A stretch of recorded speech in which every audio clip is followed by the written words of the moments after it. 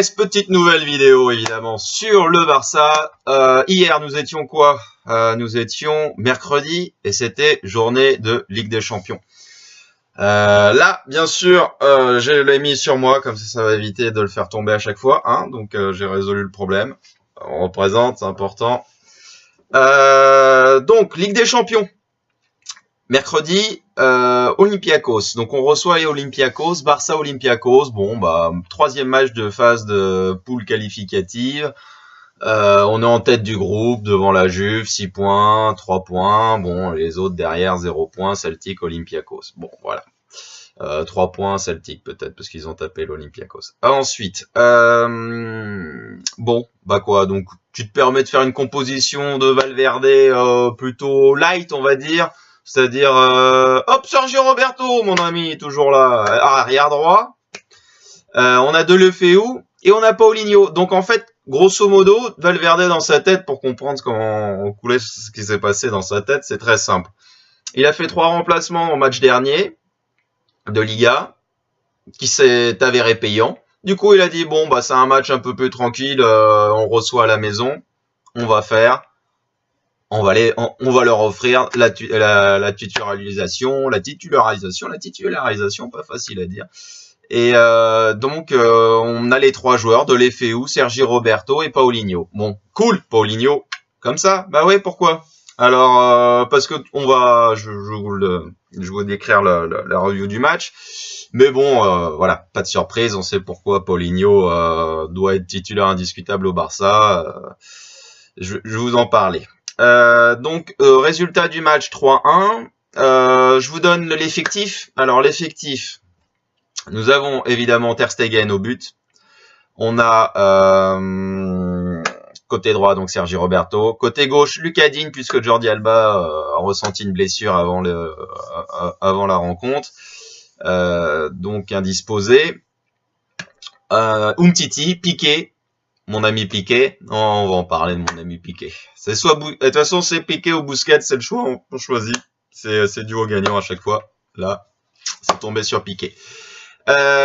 Busquets au milieu de terrain avec Iniesta, donc Paulinho, donc Rakitic sur le banc, et on a Luis Suarez toujours, bon qui essaye de retrouver doucement mais sûrement la forme, mais bon ça reste toujours poussif encore, 2-3 kilos, 4 kilos peut-être en trop encore. Messi et notre ami Deulofeu. Donc voilà, sur le côté droit, en sachant que bon bah Luis Suarez, Messi, grosso modo, ça respecte moyennement les postes. Hein. C'est plus du Luis Suarez qui est devant avec Messi qui décroche. Voilà. Et de temps en temps, finalement, c'est Luis Suarez qui va sur le côté gauche pour étirer un peu les lignes sur quelques phases un peu arrêtées de jeu. Enfin de phase de construction de jeu quoi, donc pas de contre-attaque, voilà. Tout ça pour vous dire quoi, donc on arrive début de match, quelques actions, oui on a du jeu puisqu'on a la verticalité de notre ami Paulinho. Donc voilà, enfin le mec qui coupe les lignes, qui traverse, qui apporte quelque chose supplémentaire devant, un joueur de plus. Et surtout, il a 23 poumons, le gars. Il fait les essuie-glaces, voilà, non-stop. Donc, il fait les efforts. Donc, bon, après, c'est peut-être parce que justement, il doit gagner sa place de titulaire et que après, comme n'importe quel joueur, à un moment donné, il s'endorme. Donc, je sais pas. J'espère que non. Je pense qu'il va rester toujours un peu comme ça. Il doit avoir ce caractère-là quand même de mec conquérant et qui fait la sale besogne, on va dire, donc de bosser dans l'ombre quelque part. Qu'est-ce qu'il va nous faire ce Paulinho? Eh ben, il va nous faire une tête sur la barre transversale. Donc voilà, il coupe beau centre d'Iniesta, il me semble de souvenir. Voilà, donc pas grand chose à dire. Donc une récupération de balle de notre ami Sergio Roberto sur le côté qui coupe un peu, mais qui fait une longue traversée. Et puis tout d'un coup, lui, il peut pas créer quoi que ce soit, donc il se retourne, il est toujours bloqué un peu, donc il fait une passe en retrait sur Busquets. Busquets, un éclair de génie, une belle passe, un peu lobée sur l'aile droite pour notre ami Deulofeu, qui lui cherche Messi, bien évidemment, puisque les instructions de la plupart des joueurs, c'est de de partir sur les lignes, dans les couloirs, et puis de toute façon, à essayer de trouver Messi, toujours, c'est un peu c'est l'action number one du Barça depuis quelques temps. C'est faire son action, et puis tout d'un coup, un peu faire un petit crochet, et faire une passe légèrement en retrait pour trouver forcément Messi, puisque Messi a dû leur dire, écoutez les gars, moi je vais toujours me démarquer, donc essayez de me chercher, et je serai là pour couper les ballons. Donc malheureusement après ça joue sur la technicité et le talent des joueurs qui font les passes. Donc en l'occurrence Deulofeu, c'est un joueur qui a du peps, mais bon qui est techniquement un peu limité quoi. Ça sera jamais un titulaire en force du Barça. C'est un bon remplaçant qui a de l'énergie, c'est cool. Donc sa passe est loupée et elle est contrée par l'adversaire. But autogol, but contre son camp. Voilà, premier but 1-0, voilà, bon, rien de fantastique. Ça suit une bonne dynamique d'attaque placée depuis un petit moment, donc on a dû avoir 3-4 actions. Voilà, ça nous change, hein, parce que quand il n'y a pas Paulinho, il y en a une ou deux. Ensuite, qu'est-ce qu'on a eu? On arrive après à la 40e minute et ce piqué. Ce piqué. Vu qu'il se passe pas grand-chose à Olympiakos, très peu d'intensité de jeu. Et c'est pas une grosse opposition, surtout qu'ils sont tous derrière. C'est-à-dire que même leurs attaquants, ils sont à 40 mètres de leur but, quoi. Donc ils sont tous dans leur camp. Ils défendent, je trouve, très très très bas. Donc on a une ligne Umtiti Piqué qui est vraiment au milieu de terrain pratiquement et qui se fait un peu chier. Du coup, Piqué décroche totalement et il veut se faire plaisir sur une action. Donc, un centre coupé. Et il y va pour tenter de mettre une tête ou son corps, j'en sais rien. Et puis le mec, comme il est un peu lent, on sent qu'il est pas en forme. Non. Et du coup, il fait avec sa main, il reprend la balle derrière. Et puis il marque. Et le mec, dans son euphorie, les joueurs, il le sait qu'il a marqué de la main. Et le mec, il fait Ouais, j'ai marqué. Et puis après, il fait, merde, ils l'ont vu. Et puis il fait, quoi? Pas possible, c'est inadmissible. Comment ça? Bien sûr que le but est légal et tout. Le mec, non, double jaune, puisque tu avais reçu déjà un jaune, sur une action précédente où toujours Piqué est tellement lent sur un moment donné, il y a un mec sur l'aile gauche, aux 50-40 mètres. C'est la première faute de Piqué, hein, puisque c'est à peu près la seule action de l'Olympiakos. Mais donc Piqué qui jette, le mec lui fait une sorte de grand pont où il pousse le ballon devant. Donc il sait pertinemment que physiquement à la course il va être paumé. Donc du coup, comme je vous disais, la défense ils étaient un peu sur la ligne médiane. Donc du coup c'est les derniers défenseurs. Il reste 40 mètres à courir. Donc le mec il fait forcément il accroche le mec. Premier carton jaune, Piqué bien sûr. Alors qu'Umtiti, il aurait défendu bas et puis il l'aurait repris après en course. Ou Mascherano également. Ça me gratte le nez. Ça veut dire que c'est mauvais signe, c'est Piqué, il prend un jaune. Et donc il prend un jaune également pour cette main, totalement stupide, vraiment.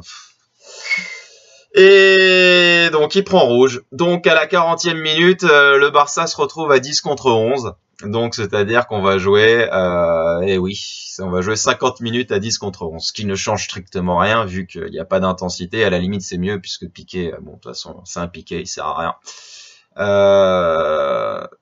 Voilà, donc ça ne change rien, c'est ça la force du Barça, c'est que tu as 73-75% de possession de balle.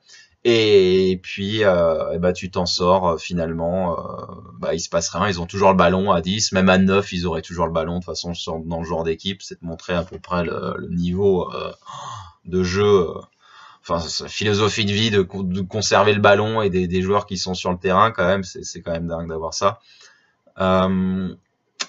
Et donc on joue à 10, tu te crées quand même moins d'actions. Et on arrive quand même sur un coup franc à un moment donné, puisque on tient toujours le jeu, donc on essaye de créer un peu du jeu, et donc il y a une faute, je sais plus sur qui, certainement sur Messi, qui se fait justice lui-même. Il marque un but, toujours coup de pied dans angle un peu fermé, c'est quand même dans l'axe, mais toujours un peu fermé, donc c'est son gauche. La frappe, elle revient pratiquement au centre, centre gauche quoi, elle est à 1m50, 2 mètres des poteaux, du poteau quoi, mi-hauteur. Et le gardien la touche et la remet dans son but. Alors, ce position, c'est un charlatan. Le gardien, c'est un charlatan. Apparemment, c'est un Belge. Je sais plus comment il s'appelle. Potor, ou j'en sais rien. Et le mec dans ses appuis sont déjà à l'intérieur du but, c'est-à-dire qu'il subit totalement une action. Bon, ok. Donc le mec appuie bas et puis le mec il fait sa claquette mais il est déjà dans le but, donc elle remonte sur le haut du but. Bon, super, but de Messi, coup franc. Ah, célébration dans le Camp Nou, on est tous heureux puisque c'est le 100e but européen de Messi, puisqu'il marque son 97e but en Ligue des Champions et qu'il a mis 3 buts en Super Coupe d'Europe. Puisqu'effectivement, nous n'avons jamais joué avec Messi de Coupe d'UEFA, ou la nouvelle, je sais même plus comment elle s'appelle, la Copa League, Super Lega, là. Et c'est quoi le nouveau nom? Dites-le moi sur le chat, sur les messages. Quel est le nom de cette compétition de la deuxième Coupe d'Europe, parce qu'elle change tout le temps, je sais même plus tellement personne la regarde. Et, je connais le nom, hein, mais là ça me revient pas, et puis c'est pour me montrer que c'est vraiment pas intéressant. Pour dire que Manchester a gagné l'année dernière, c'est que c'est vraiment Manchester avec l'équipe qu'ils ont aujourd'hui. Et puis Séville aussi, étonnant du titre 27 000 fois.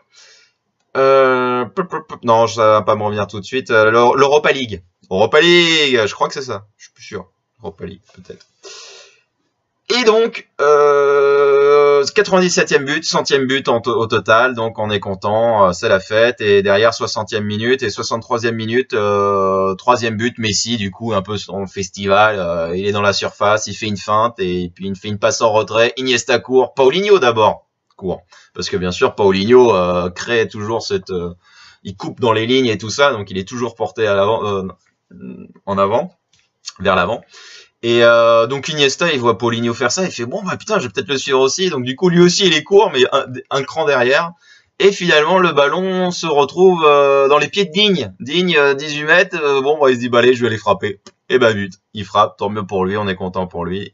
Il n'y a pas eu un gros boulot à faire, mais bon voilà, c'est bien. Il a fait une bonne semaine, il a joué en équipe de France et il a fait ses 2 matchs parce que l'autre était blessé, Mendy. Donc là bon bah Digne, voilà, il fait son match et puis il marque un but. Parfait.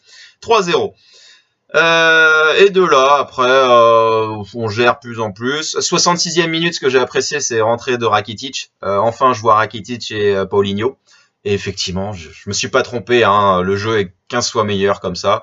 Donc j'imagine avec Mascherano. Mascherano qui est donc rentré à la mi-temps pour pallier l'absence de Piqué derrière. Et donc Deulofeu qui était sorti pour expliquer comment on a joué à 10 contre 11 pendant 50 minutes.